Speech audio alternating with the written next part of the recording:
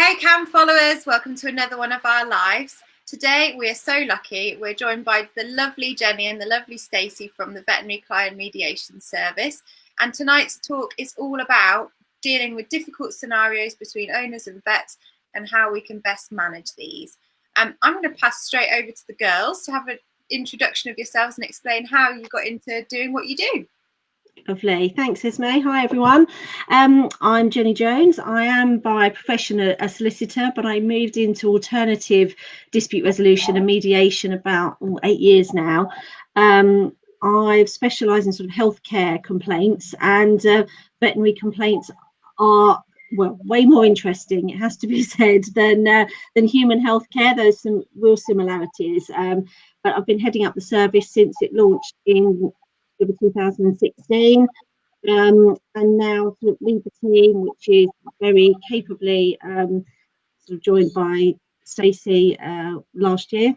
Almost a year you've been with us now, Staci, I think, and I'll let Staci tell you a bit more about her background. So I'm Staci. My background is as a veterinary nurse. So I've been a vet nurse for 10 years, and I joined the mediation service last July. What sort of pulled me to the job was that I sort of feel that as a nurse you kind of sit in the middle anyway between clients and vets, and I've always had an interest in sort of problem solving and resolving issues, so it kind of fit with my personality quite well. Brilliant. So guys, explain to me, what do we actually mean by veterinary mediation and what do you guys do? I think there have been, certainly in the past, some real myths about mediation, sort of what it means. Sometimes people put a T in the middle and think it's meditation, which is always interesting because that's very different.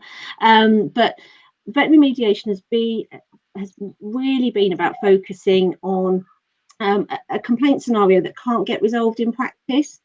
And what we do is you've got the owner and you have the practice. They would have tried generally to resolve the issue at that local level. But what we will do is we'll use mediation techniques, which is all about really trying to understand what's going on with the complaint, both sides of the same story, and look for common ground. It's not about compromise. I think sometimes there's a view that it is about compromise, or about forcing somebody to do what you want them to do, but it's really about understanding what's going on and then looking for where we can share that, where we can deal with any misunderstandings, and help you see it from one another's perspective. And that allows you to look at what's going on underneath what may be sometimes a fairly straightforward issue, and you think, actually, why has this got so heated, or why has it got so contentious? But actually, it's about what's going on underneath it, and generally, particularly in veterinary complaints, about the emotion. I think acknowledging how people, both the owners and the practice team, will feel about a situation is where mediation really comes into its own. For the VCMS, it's all telephone mediation. So we will work on really that sort of the listening side to each other, to understanding what's going on with the complaint, and then just try to work. We don't put the callers on together, so we will talk to owners separately to the practice team, and then we'll be able to, once we've listened to both sides, we'll then be able to move it forward, sort of based really on the skill of the team, their understanding and their experience, and then look to actually, in this scenario, some of them we've seen many times, others they'll all be unique though in their own way, so that it's the skill of the team in then identifying the best way to take it forward. Yeah. So what sort of issues do people tend to bring to you? I'll cover this one for us, and then let Staci to jump in if there's anything. She's a resolution manager, so she does this day in, day out. But what we tend to see are complaints where an owner feels the standard of care isn't quite right, or they're worried about something. 9 times out of 10, the issues are mainly about communication. It isn't that necessarily, when we've got a clear understanding of what's gone on and perhaps why decisions have been made, it generally comes down to actually owners understanding what's happened, or understanding why a practice have sort of advised a route, but often for a practice as well, acknowledging that owners really need to feel part of that process of any decision-making process. So although, I mean, we publish an annual report and we do stats on, you know, the nature of the complaints, that's a common theme underlying. We do tend to see complaints about sort of post-operative complications, about consent. So if the outcome isn't as everyone hoped, you know, and may feel that something must have gone wrong. So sometimes it's about exploring that scenario.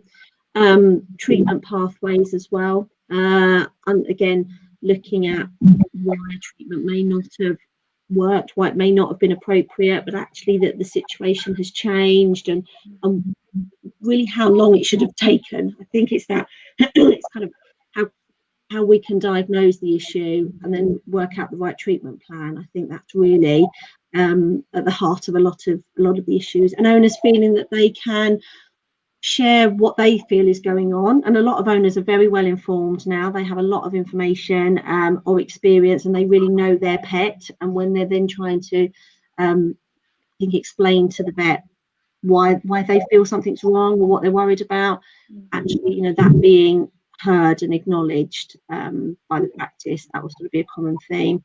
A little bit about fees, but they tend to be more about the administration side, insurance claims, what's covered, what's not covered, pre-existing conditions, things like that. But the bulk is really about communication, I think, and empathy, and how people feel. Anything from your perspective, Staci, think we can add to that? I think maybe just tagging off of the you know, the communication aspect. Often it can be kind of one party's perception of something being, you know, different to the others, and it's trying to kind of work with that. You know, if we're viewing something two different ways, how can we move that forward? Yeah, definitely. And I mean, how many sort of complaints or issues do you deal with at any one time? Last year we handled around 2,400. Not all of them came through to full mediation, because for some, an owner hadn't raised a complaint with the practice, so they were contacting us more for perhaps guidance or advice on how to do that. We then have complaints where it's already in the process with the practice, but perhaps we've got to the end of that.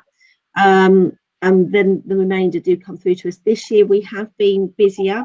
I think the COVID situation has made life more difficult for everybody, and I think moving to actually kind of remote consultation, so on the phone or video chat by email, and then just actually how practice teams are working, you know, car park consults, which is okay in the weather, certain weather conditions, a bit hot today, but then equally not so great when it's raining. It just, I think, again, that distance between the practice team and the owner has made things more challenging. So we have, we've seen our busiest sort of few months since we started the service. It's a stressful time.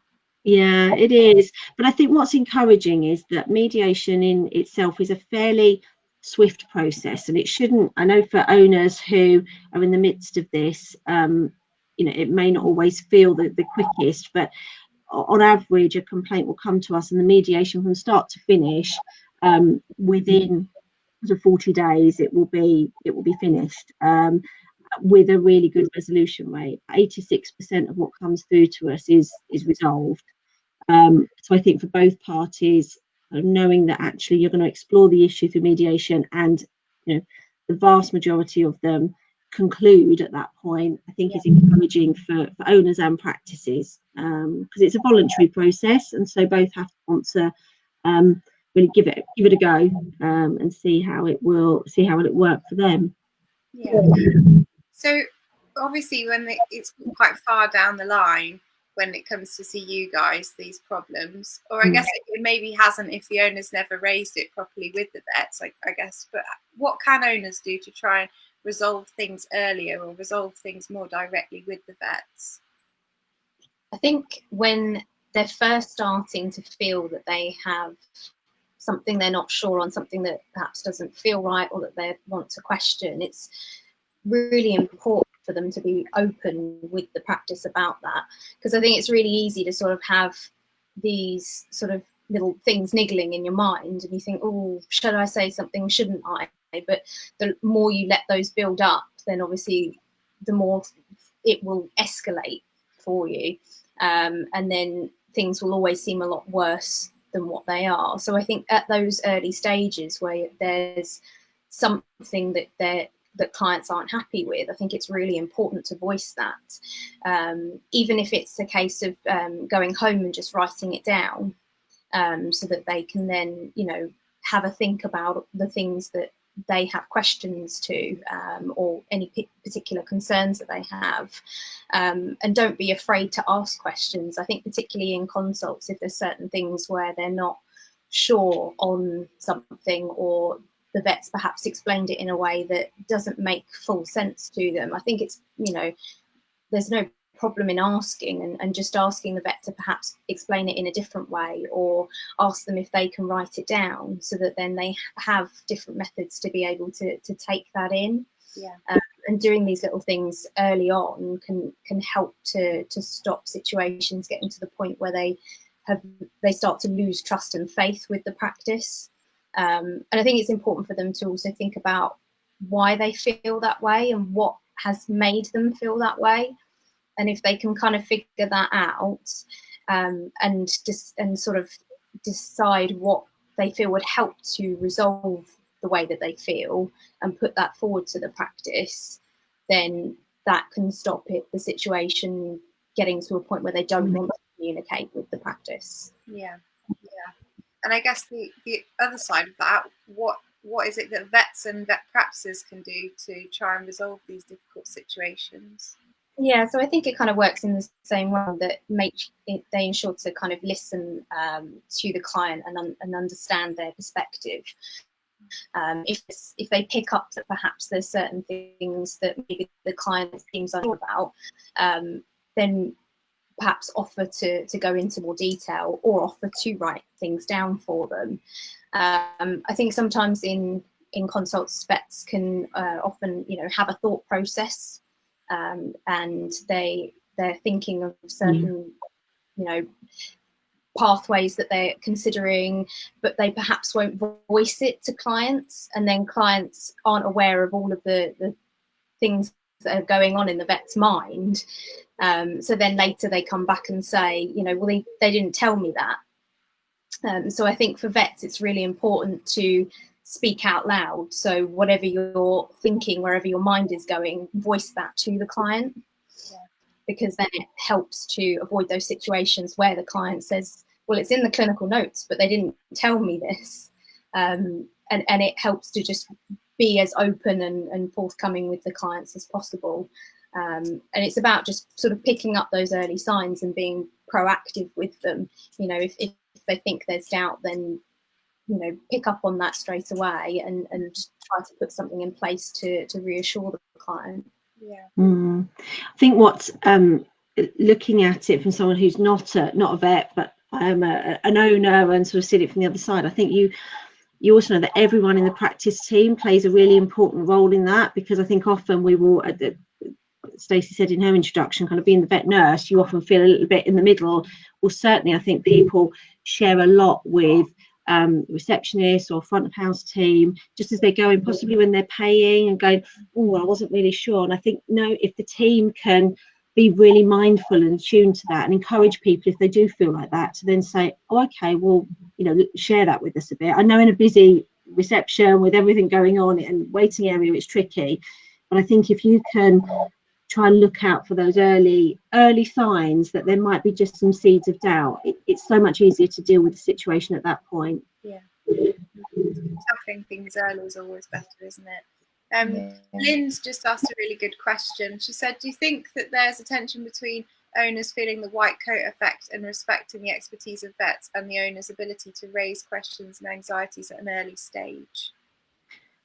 I would say definitely. I think from my previous experience as well, I see some real similarities between veterinary disputes and paediatric care as well, in that I think what you have is that imbalance, and very much that white coat view, they must know, and I don't think I can ask the question. But then also you're representing some, you know, a being that you love. You know, your pets are so beloved to us, that actually you feel then that when things are not going or you're worried about it, you react then in perhaps a different way than you would if it was yourself. You might ask the question then. So I would very much agree with Lynn's comment there. I think that is a factor that plays a part. Yeah, absolutely. So it's obviously there's lots of different types of communication that we do, verbal, on the phone, writing.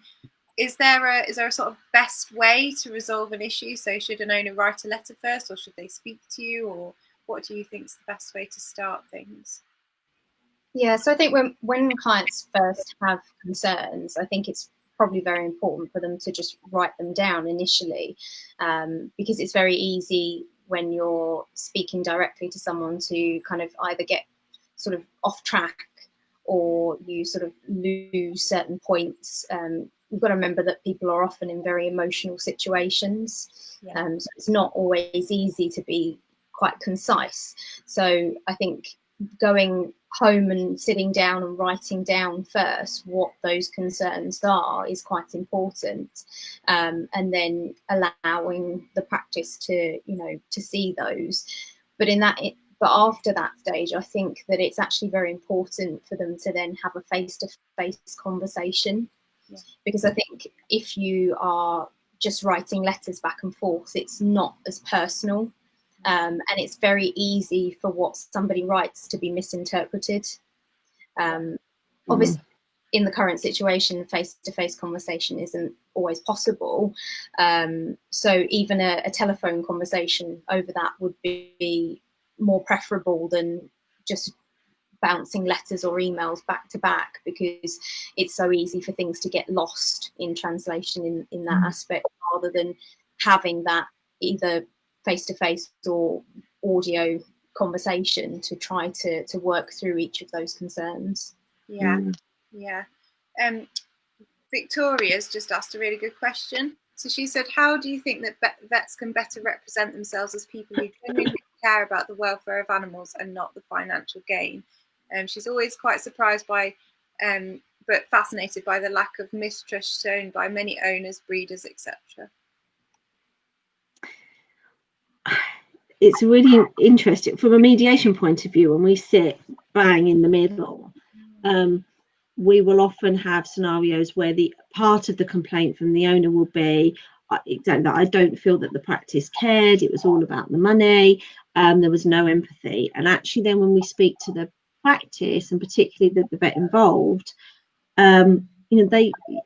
it's abundantly clear how much they do care. And sometimes I think there's a mixture of, there's the relentless sort of caring, almost there is a bit of empathy fatigue, I think, but not that then they stop caring, but actually how they demonstrate it. And it's also hard, I think, owners, we all want different things from vets as well, and we will equally hear owners who say, well, the vet got upset and actually it's my animal, it's worse for me, how dare they, and then other scenarios where an owner would really want to see that emotion. I think that's where mediation really does come into play, actually kind of aligning that understanding that actually you've got people, there's an animal in the middle, you are both people.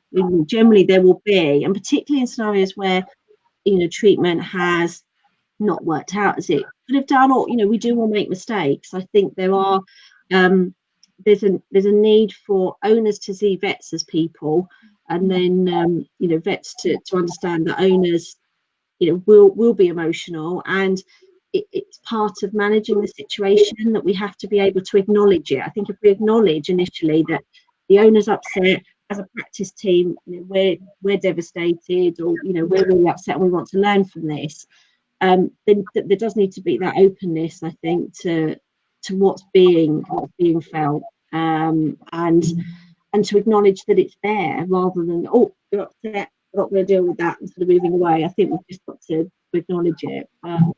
What do you think, Staci? Anything more in terms of how better represent themselves?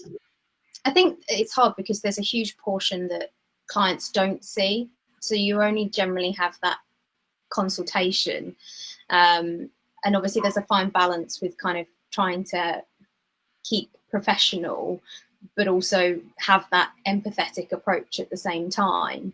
But I think often kind of a lot of behind the scenes is obviously missed, and in showing, and often you'll have, you know, vets and nurses that will spend quite a lot of time with patients and, you know, make a huge fuss of them, but they're the kind of things that clients don't get to see. So yeah, it's kind of finding that right balance to put that forward, but also having those serious conversations and being professional within the consults. Yeah, absolutely. And I think from the financial gain side, you know, we have in the UK, you know, the NHS, and I think it's you know, the financial element compared to human private healthcare, veterinary probably, you know, the comparison would be quite favourable, I think, for vet practices who, okay, there are comparisons, but you know, actually there's a lot going on, and increasingly sophisticated treatment and equipment that's needed that all goes into that, and still often very, I think, competitive prices for certainly a lot of the time, for the time that's invested by vets in treatment. And so often we hear, we haven't charged for this and this, it's not even on the invoice. And I think that's where often a practice can, there may be a really good reason why they've decided to, you know, actually, whether it be observation, yes, actually we were then there all the time, but we've not charged for that. I think it's slightly more openness to that, but that's got to be handled in the right way. Yeah, absolutely. So you guys know, because I've talked to you about it before, but we have this great group called Holly's Army. It's basically an owner advice forum, so where owners can come, they can share their experiences. We know that peer support is so important when you're going through something difficult, and owning an arthritic dog is a very difficult thing to go through, and often these dogs are young, and that's a whole thing to get your head around, or they're older and we're worrying about end of life and all those sorts of things. And we get a lot of comments, and I think I mean, I've got some general comments. I've not chosen specific ones, so I'm not naming any names or anything, but I'd just like to go through typical complaints that we get, and ways you guys think that we could tackle those, both as ambassadors, so that we can help support owners and the vet, but also as the owner who's having that issue, what they can do, if that's okay. Yeah. So a common one would be that that somebody's taken their dog to the vet, and the dog's slowing down, and the vet said, well, I think this is arthritis, and that's what they've had as a diagnosis, and they've started on that treatment plan. And then later down the line, it's cropped up that it's actually something more unpleasant or something else going on. And so the owner's really upset that they've not had that correct diagnosis from the beginning. It's quite a common scenario that comes through to us as well. And I think partly, again, that dialogue, as things change, or perhaps as the treatment doesn't pan out as perhaps certainly as the vet has indicated, going back and having that conversation with the practice. I think we tend, I do it as well, you tend to, I've had a look on Google, again, I've read on a forum, it says this, and sort of taking that back to the vet. I think doing that in a way where you're linking it actually to your animal and saying, look, you know, I need to understand if this is relevant, but do we need to consider this, and keeping that dialogue going. I think we do sometimes feel we don't want to go back, we might be making a fuss, so we leave things a bit longer as well. But I think making sure that if as an owner you don't feel that something is right or quite panning out, to go back and to talk to the practice. I think when you find out though that possibly the diagnosis that was given turns out to be not the right one, I think there is, you know, things change over time. So I think it's about having a constructive conversation with the practice, not necessarily having the conclusion of that diagnosis was wrong, you should have picked this up. That may well be the case, but actually if you start the conversation with, okay, so we've now found out it is for why.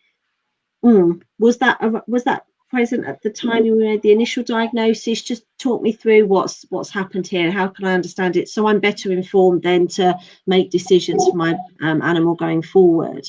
And I think if you can try to keep the emotion out of that, the interaction will be more constructive, and you'll get a clearer understanding.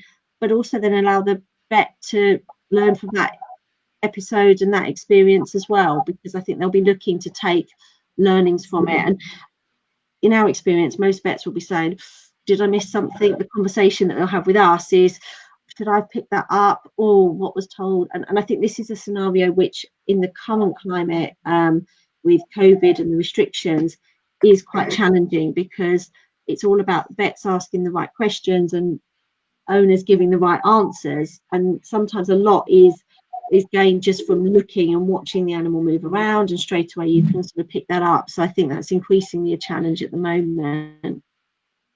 Yeah, I mean, from a vet's perspective, I think that I can see how this can happen, particularly if you're in an area where maybe your clients aren't as insured. So there's a lot of animals who you're worried about costs for things. Arthritis, you know, it's like let's say it's a 12-year-old Labrador who's slowing down. Well, when you examine them, you find some aches and pains and think, well, the most likely thing is probably arthritis. Do I want to charge these people £400-500 for x-rays, or do we just start treatment and see how we go? And you can see how easily things can get missed, and it's not done from a point of view of not caring about that dog, but it can actually be. So I know from my perspective, I don't really like spending my clients' money. We aren't actually very comfortable with money as GP vets. Well, I'm not anyway. And I'm always very conscious, and I always feel a bit guilty for saying, I think we do actually need some x-rays here just to confirm I'm right on this one. But you can see how that situation can arise, and the vet might not have verbalised that that's why they've not done those x-rays. But it's also a little bit of a tricky one, because really they should have been given that option in the beginning. So it's very, very difficult, isn't it? I think the other situation we see as well is often that it might not always necessarily be a case that the first diagnosis was wrong, but that there were two conditions, and they were looking at the symptoms that were present at that time and looking to treat those. But then later down the line, things have changed a little bit, and actually there's something else going on as well. Yeah, I think that's where we sort of emphasise this as loads on CAM, but that re-examination with your vet is so important, and not just to go back for every 6 months just to pick up the medication, but actually to go back and really discuss, did we put them on this medication, did it work, didn't it work, and have some feedback for them. I think sometimes I think owners can be frightened to sort of say what you put them on didn't work and it's not made any difference, because they don't want to maybe offend you, or they're feeling a bit shy about it. And actually we want to know that if it's not working, because we want the dog to be better than it was previously. So another common one, which comes back to communication again. So for example, someone might send in a video of their lame dog, and they get a phone call back from the vet practice to say, we've popped you up some medication, and then that's all they get. So they don't get a diagnosis, they don't get a report back on what the vet thought about it. And then when they speak to the practice, they probably just speak to the receptionist, and the receptionist says, the vet agrees it's lame, we've put it on the medication. And so they don't really understand why the dog's on the medication, what it's for, what the vet's thinking, and there's no real sort of communication there. What can be done in those scenarios? I think then the most important thing is to go back and ask those questions. Don't be afraid to approach the situation and say, I want more information. Obviously at the end of the day, having more knowledge is better. So go back to the vet and just say, look, could you just take some time with me to just talk me through, what you thought about the video, what the plan is, when should we be, re-looking at this, and what is the aim, and just have that discussion with them, and make sure that, any questions that you have, you put forward and get answers to. Definitely. So another common one that comes up is, and I'm sure you guys get this a lot, is about the price of drugs. So online pharmacies are so much cheaper. The vets are just trying to rip us off because their price is double or triple the price of what I can get online. Yeah, that's and this will often play part of sometimes a complaint with underlying issues, just about how the dialogue and the conversations take place between the practice and the owner, because what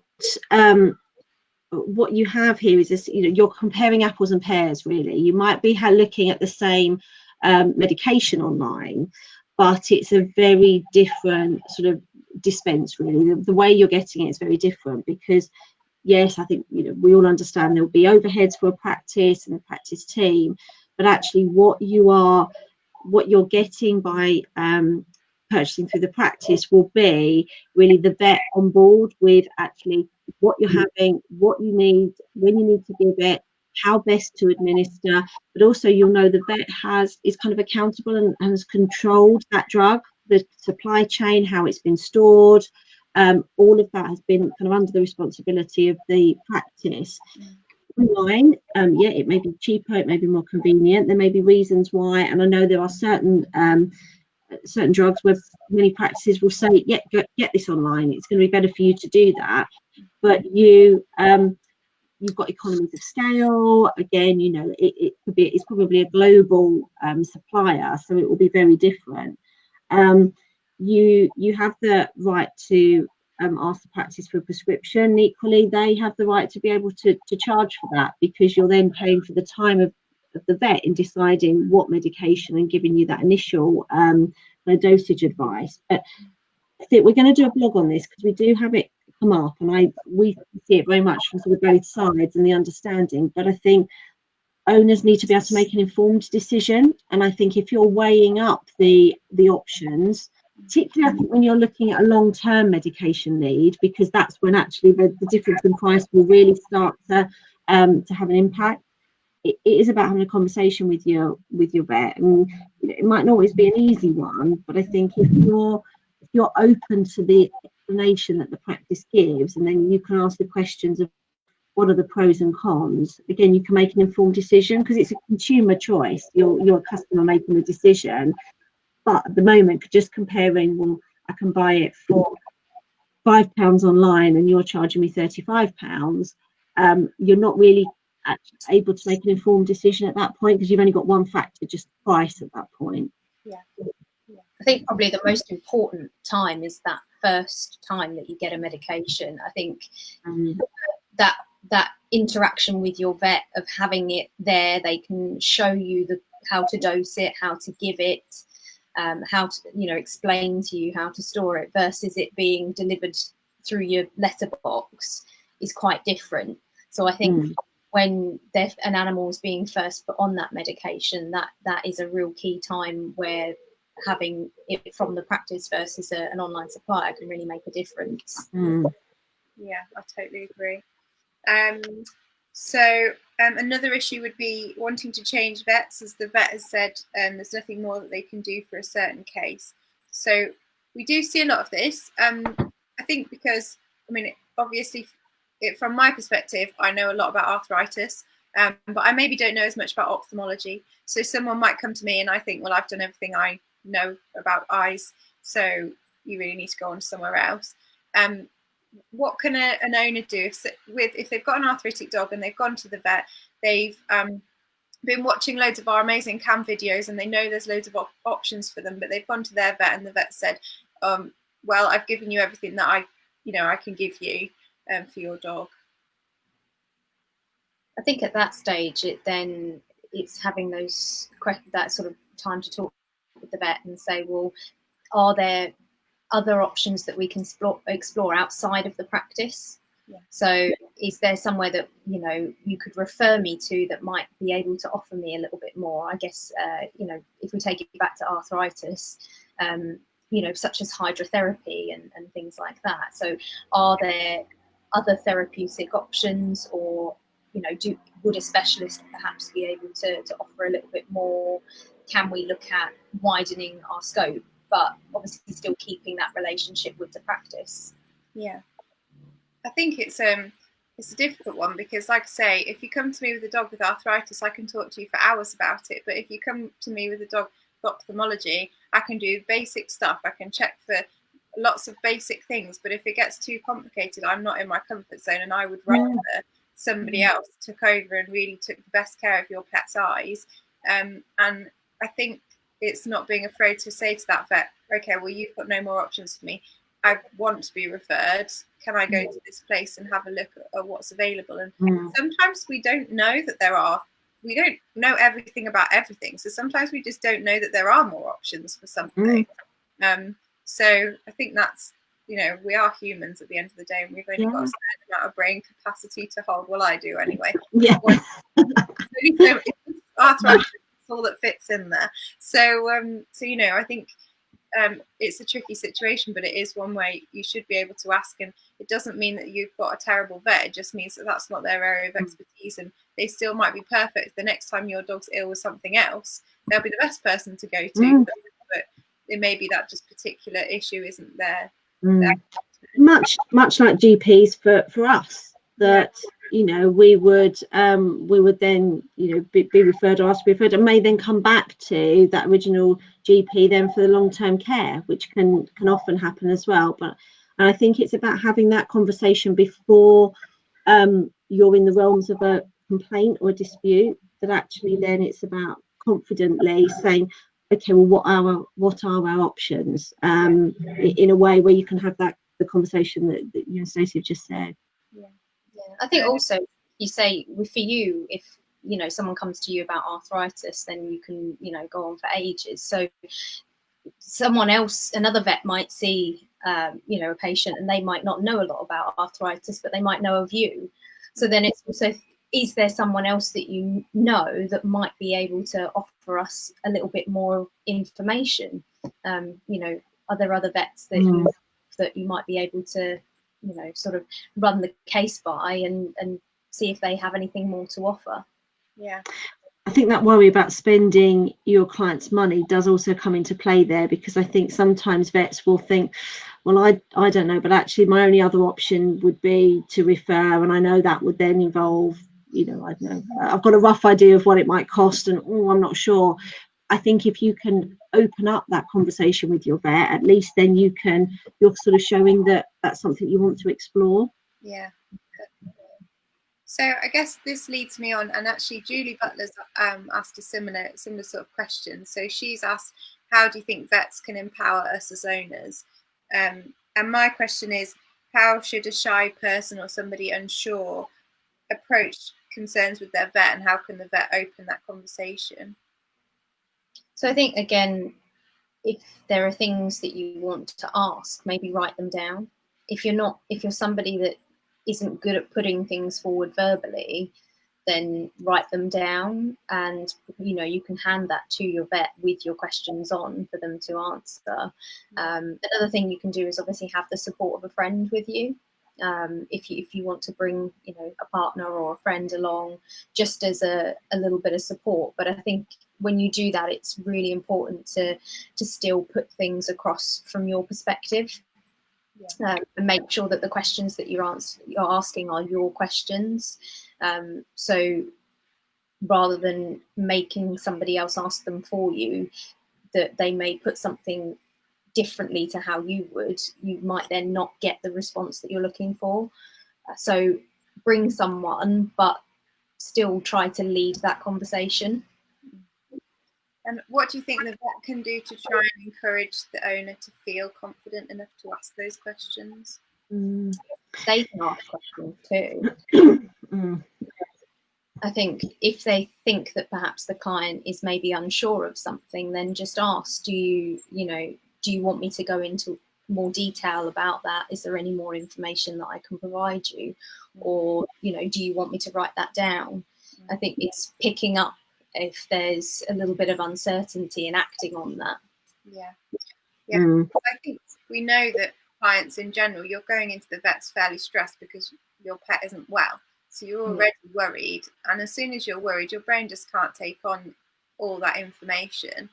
And I found that repetition is really helpful, not in a patronizing way, but I'll go through the stages of what I'm doing and why I'm doing it, and then I repeat it, and then before they leave I summarize that again, because your brain just, I know from personal experience, like my mum wasn't very well and we went to see the specialist, and it was too much to take on when we were feeling stressed, so I needed them to say it again and again, so we knew what the process was. And I think you know, it's even more worrying when you're talking for an animal who can't talk for themselves. You know, you feel a huge amount of responsibility as an owner, and you want to get it right. And you know, you're trying to understand what's going on at the same time. It can be really difficult. So I think we are aware of it as vets. I think sometimes our biggest flaw is that we're so busy that we don't always have the time to go through things in a thorough enough way. And I know that I appreciate when a client says, no, I have no idea what you just said to me. Can you say it all again, but in human terms? Because I've got no idea. Because sometimes we do, it just comes out.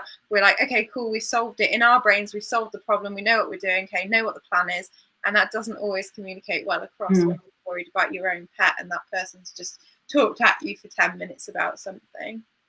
It's a real difference between what you have said and what's been heard, really. And I think it's about checking in to make sure that the two are the same thing. And that sometimes, you know, we will have a comment of, oh, well, you know, there was no mention of the word arthritis. Actually, it was never mentioned during the consultation and the diagnosis. But actually, the vet's really clear that actually, well, and it might have been mentioned once at the beginning when nothing was being taken in. And so it's I think just about having the confidence to explore that with the client, and sometimes not just thinking, well, I've said it, so I've done that bit. It's actually about what's the client understood and taken away from the consultation as well.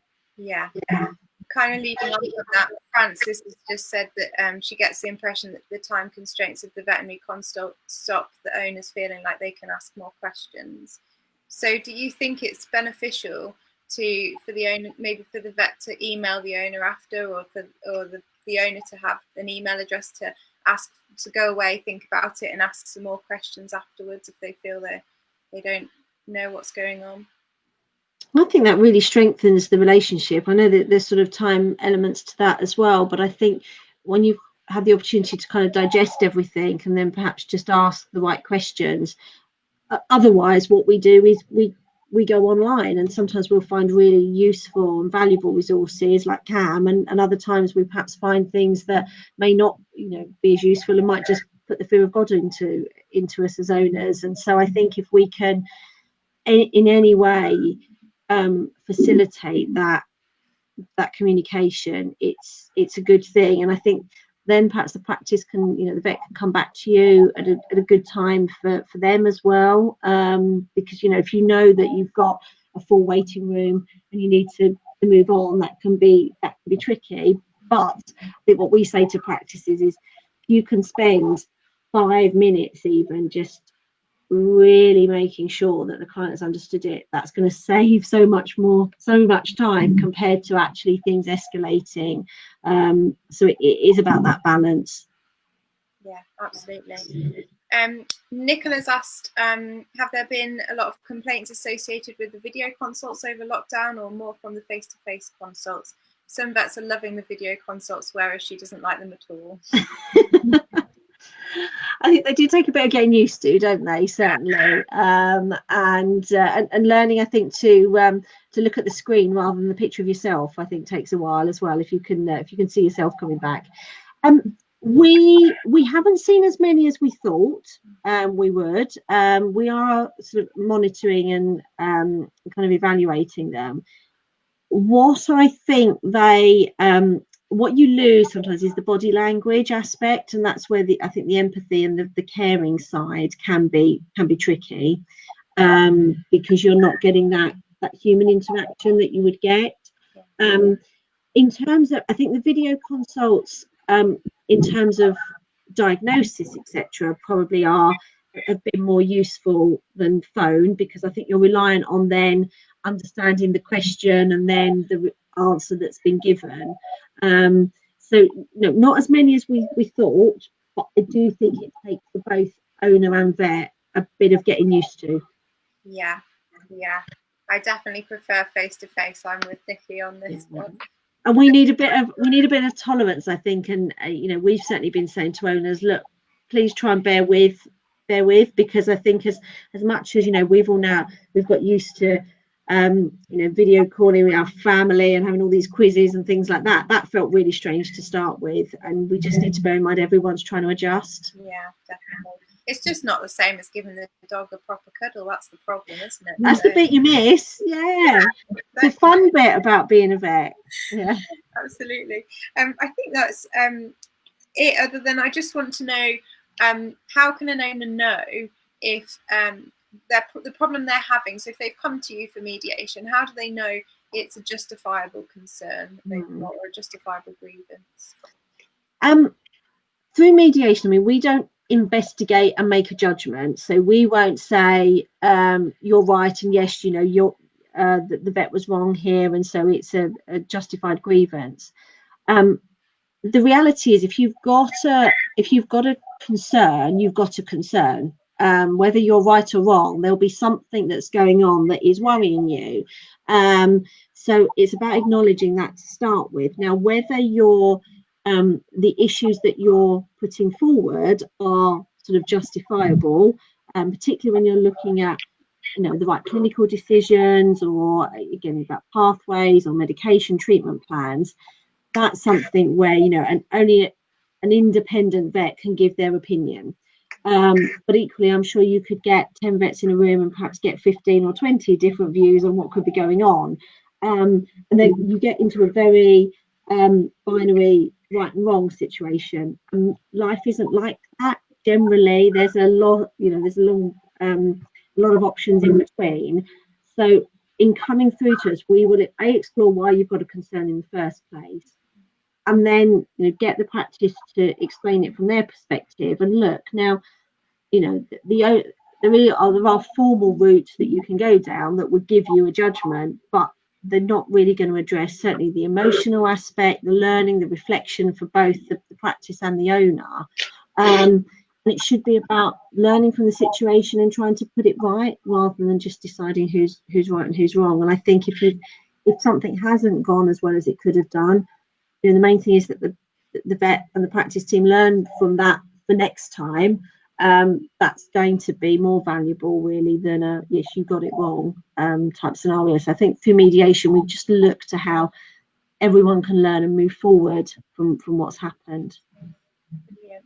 Thank you very much, ladies. I feel like I've learned a lot tonight, and I think it's been reassuring for other people.